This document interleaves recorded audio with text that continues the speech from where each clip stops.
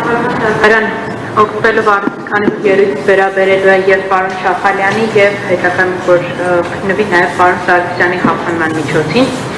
ինչպես հայտնի է մոտավորապես 10 օր առաջ հայտնի դարձավ որ ՄԱԿ-ի մարդու իրավունքների բարձր հանձնակատարի ներքո գործող 5 մանդատագիր մարդու իրավունքների ոլորտի էքսպերտներ, բարձր հատուկ զեկուցողներ հրապարակվեց դեռևս մայիսի 11-ին Հայաստանի Հանրապետության կառավարությանը ուղարկված հարցադրումները, քանի որ եւ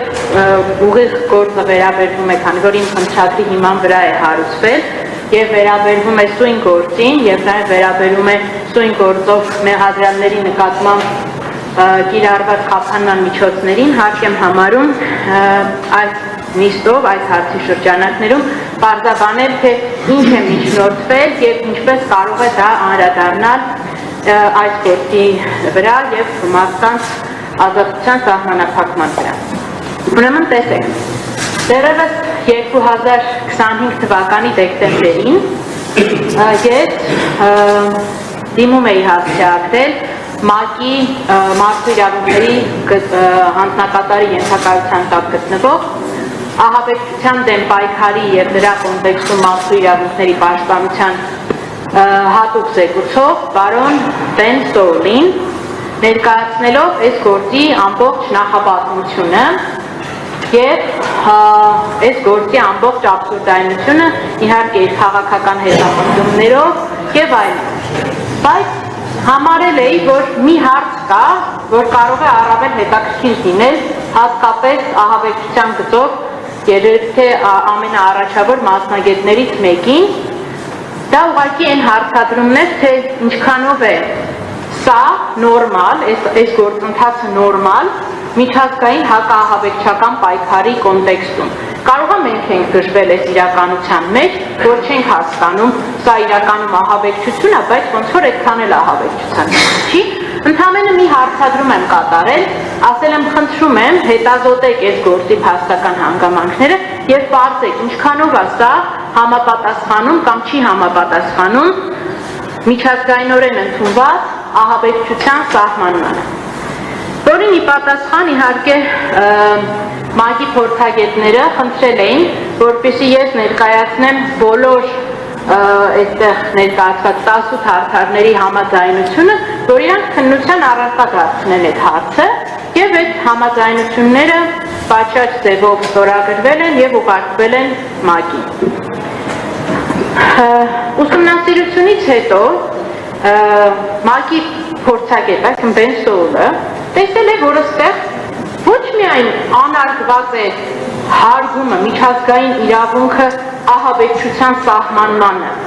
այլ նաև է, որ այստեղ մի շարք քաղաքական եւ քաղաքացիական իրավունքներ են խախտված եղել։ Ընդհանուր ինքը իր նախաձեռնությամբ ներառել է կամայական ազատազրկումների աշխատանքային խմբին։ Իր նախաձեռնությամբ ներառել է խաղաղ հավաքների իրավունքը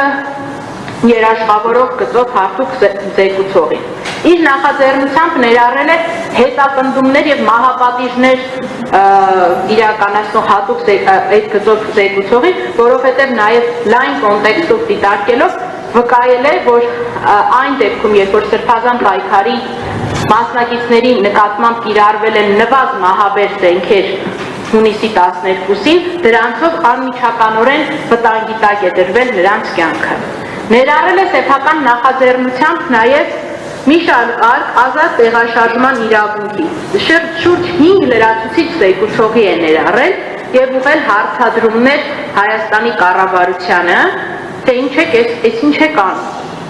Տողատակով ասած, այս ինչ խայտառակություն է։ Եվ այս պարագայում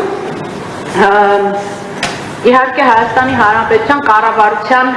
պատասխաններն են առկա, որոնք բովանդակային չեն իհարկե, բայց այստեղ մի կարևոր հարցադրում էլ կա։ Իրանք ոչ թե հարցնում են լավ ինչով եք բացատրում այս մարդկանց ազատազրկումները, այլ ասում են ինչ ռեալ միջոցներ եք ձեռնարկում որպեսզի այս մարդկանց իրավունքները վերականգնվեն։ Իրենք արդեն իսկ խոսում են գործով զոհերի, պետության, հետապնդող քաղաքականության զոհերի իրավունքների ռեաբիլիտացիայի մասին։ Սա կարծում եմ, որ էական ազդակ պետք է լինի այս քաղաքական հետապնդումն իրականացնող յուրաքանչյուր պաշտոնատար անձի հանդեպ, որ քանի շուտ է այս ապօրինությունների շղթան պետք է ընթացվի եւ այդ ընթացման առաջին քայլը պետք է լինի ամենաինտենսիվ խափանման միջոցի տակ գտնվող մարդկանց ազատության սահմանափակման անհապաղ վերացումը, որովհետև սա անխուսափելիորեն, սա երկրորդ կարծիք չի կարող լինել, որ այս մարդիկ արդարացվելու են, եւ սա Հայաստանի Հանրապետության արդարադատության պատմության մեջ հսկայակույն խարան է լինելու ոչ միայն մարդկանց ապօրինի կալանավորելու, ազատազրկելու համար, այլ ուղղակի ծաղրելու ամբողջ միջազգային իրավունքը, ներառյալ հակաահաբեկչական պայքարը։ Ես մի անգամ չի, ես իսկում չեմ ասում, մամուլում եմ ասել, որ սա ուղղակի ծաղր է բոլոր են ահաբեկչության զոհերի նկատմամբ, որոնք այս աշխարհը տեսել է, եւ այս մեղադրանքով չէր կարող ուղղակի գործը հասնել դատարան։ Եվ ուզում եմ ասել, որ այս կոմունիկացիայով չի ավարտվելու մեր միջազգային հարթակներում ներկայացուցչությունը այս գործի հայտարարության բոլոր ասպեկտները ցույց տալու համար, եւ այս կոմունիկացիան իհարկե Հայաստանի Հանրապետության որակում չկտան։ Պատասխաններին արժանի պատասխանները ուղարկվելու են անմիջապես ՄԱԿ, բայց ուզում եմ ասեմ, որ ՄԱԿ են ուղարկվելու եւ բոլոր միջազգային կառույցներ են ուղարկվելու ոչ միայն այդ պատասխանները հերքող հակափաստարկները, այլ անուն առ անուն այն բոլոր մարդկանց անուն ազգանունները, ովքեր երբևէ մասնակցել են Հայաստանի Հանրապետությունում մարդկանց իրավունքների կոպտագույն խախտմանը։ Եվ ուզում եմ ասեմ հարկ համարելով, միայն այս հանգամանքը հաշվի առնելով, որ ես չեմ խնդրել կամայական ազատազրկման մանդատագրին խնդրո առարկա դարձնել այստեղի յուրաքանչյուրի կալանքի հարցը։ Ընդ որում ես այդ հարցը ուղարկել եմ դեռևս դեկտեմբեր ամսին, երբ բոլորը բացառությամբ կարծեմ Աղվան Արշակյանի եւ պարոն Ռոստոմյանի գտնվում էին կալանքի ներքո եւ Հրայր Հակոբյանի գտնվում էին կալանքի ներքո։ Ես այդ հարցը այդ ժամանակ չեմ բարձրացրել, բայց այդ մարդիկ դիտարկելով այդ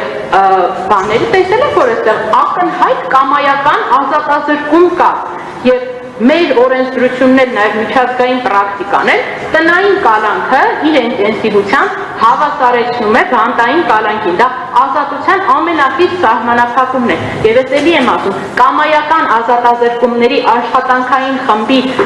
ներառումը այստեղ, իդեմս դրա փոխ նախագահի մակարդակով, պետք է արդեն իսկ Հայաստանի համապատասխան իրավասու մարմինների ազդակ լինի, որ սա այսպես աչքաթող չի արվելու միջազգային հանրության կողմից։ Սա արձանագրվելու է որպես կամայական ազատազրկում եւ այս պահից սկսած դուք արդեն նաեւ պատշաճ զանուցված եք, եթե հարկ կա, ես կարող եմ անձամբ այդ հարցադրումները թարգմանել եւ ներկայացնել դատարանին։ Խնդրում եմ սա նաեւ դիտարկեք, քանի որ հղումները ՄԱԿ-ի կողմից տրված են քաղաքական եւ քաղաքացիական իրավունքների միջազգային դաշնագրին, որով ի թիվս իմ կողմից նշված իրավունքների նաեւ ընդգծված է քաղաքական process-ներին մասնակից լինելու անձանց իրավունքը։ Այստեղ ուզում եմ ասեմ, որ տրամաբանությունը նաեւ միջազգային բարձր փորձագետների համար շատ ակնհայտ է, որ այս խափանումները միտք ունեն քաղաքական հետապնդման ենթարկել, մեկուսացնել քաղաքականապես ակտիվ Վահագն Չախալյանին, ազգային ժողովի պատգամավոր Արթուր Սարգսյանին, Սրբազան պայքարի առաջնորդ Բագրատ Սրբազյանին պարզապես մեկուսացնել քաղաքական process-ներին մասնակից լինելու իրենց իրավունքը։ Ուզում եմ ասեմ, արդեն իսկ արձանագրել, կուզեի իհարկե, որ այս հանրայնացումը այս process-ի լիներ այն պահին, երբ որ արդեն միջազգային դիտորդների եւ բարձր փորձագետների կարծիքը վերջնական կլիներ, բայց քանի որ եղավ այս փուլում, արձանագրենք այս փուլի իրողությունները եւ ասենք, որ այլևս այս խնդիրը միայն հայաստանյան չէ եւ որոշում կայացնողները այսուհետ որոշում պատասխանատու են լինելու ոչ միայն Հայաստանի Հանրապետության արդարադատության առջև, այլ նաև միջազգային ատյաններում։ Շնորհակալություն։